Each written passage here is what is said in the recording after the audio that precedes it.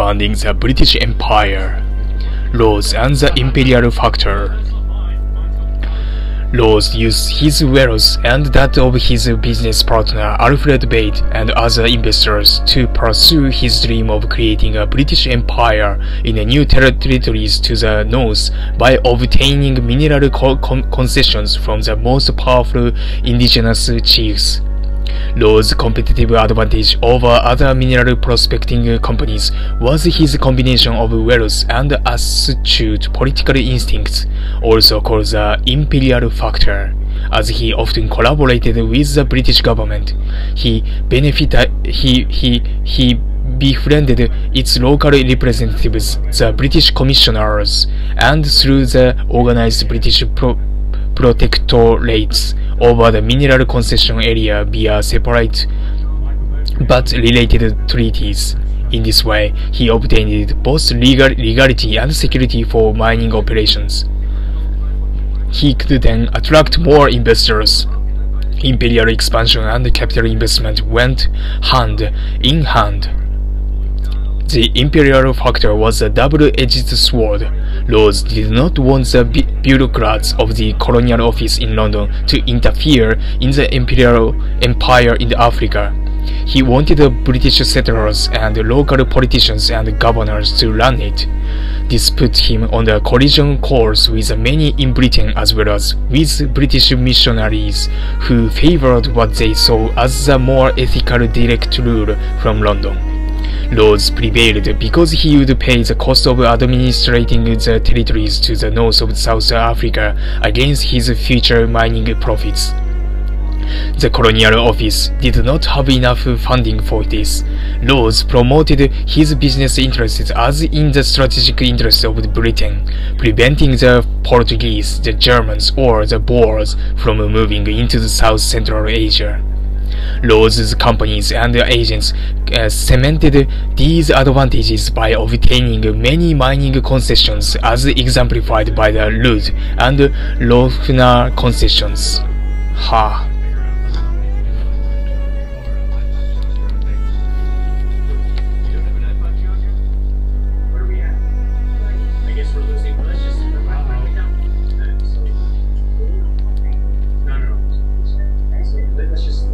How do you normally charge your iPads and your iPhones? You want to know the whole story? What happened here? I think we do. Right, let's keep on going. How's that? Right. I have a Breitling, Bentley's. This watch retails for almost $14,000. I was asking $8,000 for this watch. This is a blowout. $4,000. Box papers. Just trying to get rid of it. That is very, very cheap. Wow. Treaties, concessions, and charters. Rhodes had already tried and failed to get a mining concession from Louvenguera, king of the Undebele of Matabeland. In 1888, he tried again. He sent John Moffat, son of the missionary Robert Moffat. Son of a missionary? What are you doing? Who was trusted by the Louvenguera to persuade the latter to sign a treaty of the friendship with Britain and to look favorably on the Rhodes' proposals. His associate Charles Rood, together with Francis Thompson and Rochefort Maguire, assured Louvenguera that no more than 10 white men would mine in the Matabeland. This limitation was left out of the document known as the Rood Concession, which Louvenguera signed. Furthermore, it stated that the mining companies could do anything necessary to their operations. When Louvenguera discovered later the true effect of the concession, he tried to renounce it, but the British government ignored him. During the company's early days, Rhodes and his associates set themselves up to make millions, hundreds of millions in current pounds, over the coming years through what has been described as a suppressio veri, which must be regarded as one of the Rhodes' least creditable actions. Wow.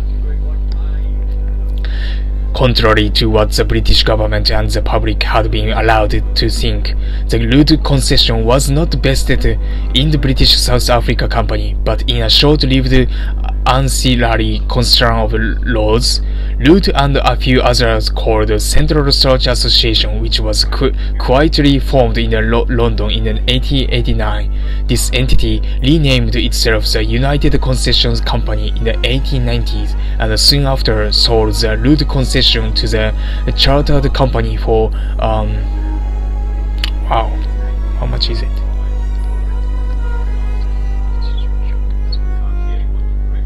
$1 million shares. When the colonial office functionaries discovered this chicanery in 1891, they advised the Secretary of State for the colonies, Knutsford, to consider revoking the concession, but no action was taken. Armed with the Rhodes concession in 1889, Rhodes obtained a charter from the British government for his British South Africa Company, BSAC, British South Africa Company, to rule, police, and make new treaties and concessions from the Limpopo River to the Great Lakes of the Central Africa.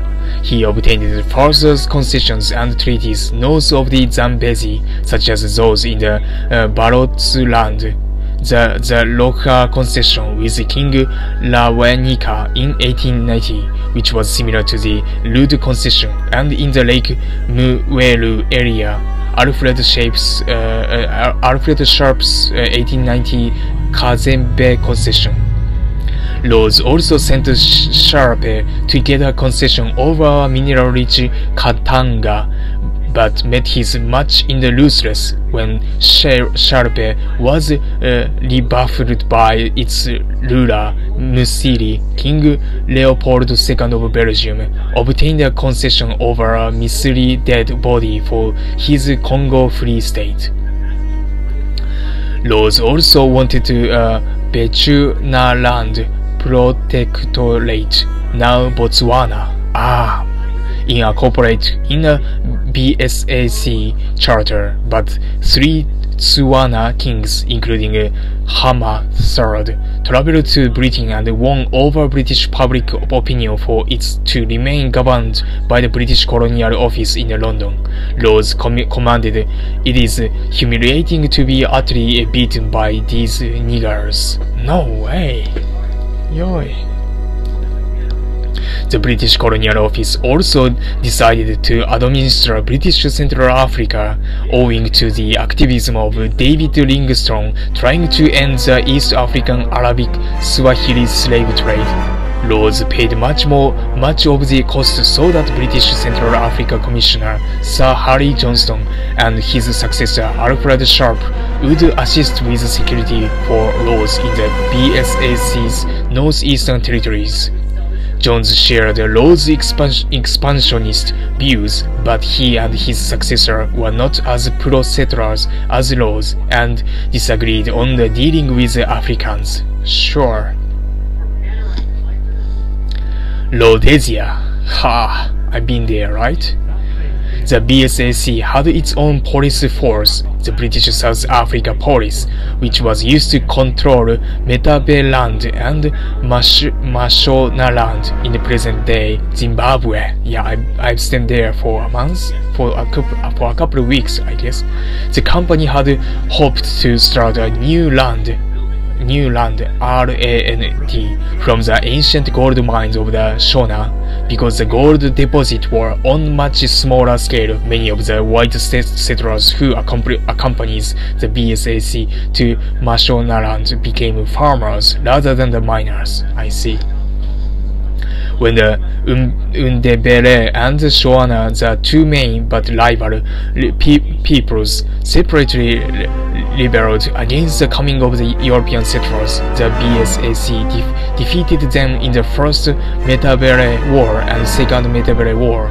Shortly after learning of the assassination of the Ndebele spiritual leader, Mulimo, by the American scout Frederick Russell Burnham, Rhodes walked unarmed into the Undere stronghold in the Matobo Hills. See. He persuaded the Impi to lay down their arms, thus ending the Second Metabele War.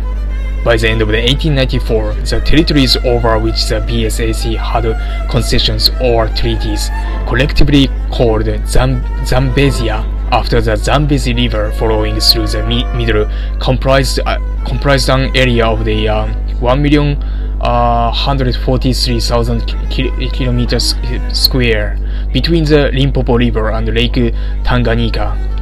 In May 1895, its name was officially changed to Lodesia, reflecting Rhodes' popularity among the settlers, who had been using the name informally since 1891. The designation Southern Rhodesia was officially adopted in 1898 for the part south of the Zambezi, which later became Zimbabwe.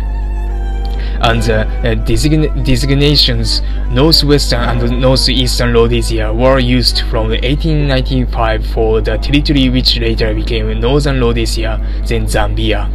He built a house for himself in 1897 in Bulawayo.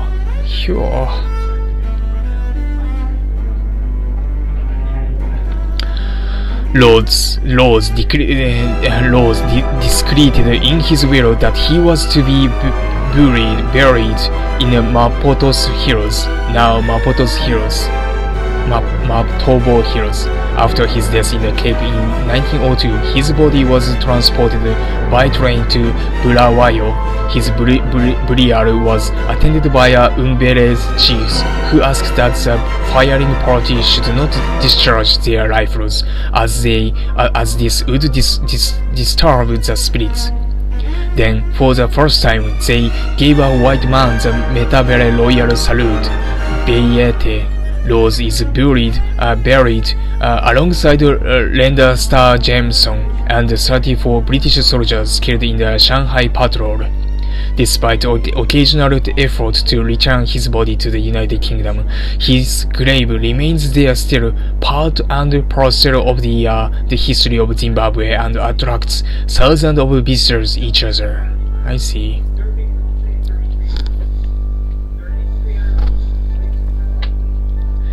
Cape to Cairo Red Line.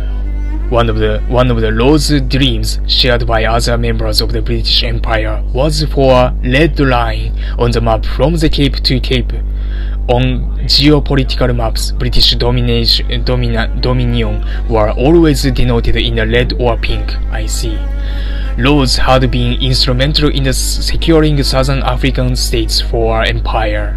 He and others felt the best way to unify the possessions, facilitate governance, enable the military to move quickly to hotspots or conduct war, help settlement, and foster trade would be to build the Cape to Cairo Railway.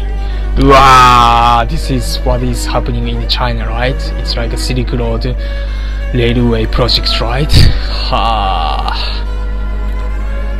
History sometimes repeats itself, right? This enterprise was not without its problems. France had a conflicting strategy in the late 1890s to link its colonies from west to east across the continent. Yeah, I learned it at high school, right? And the Portuguese produced the Pink Map, representing their claims to sovereignty in Africa. Ultimately, Belgium and Germany proved to be the main obstacles to the British objectives until the United Kingdom conquered and seized Tanganyika from the Germans as League of Nations mandate.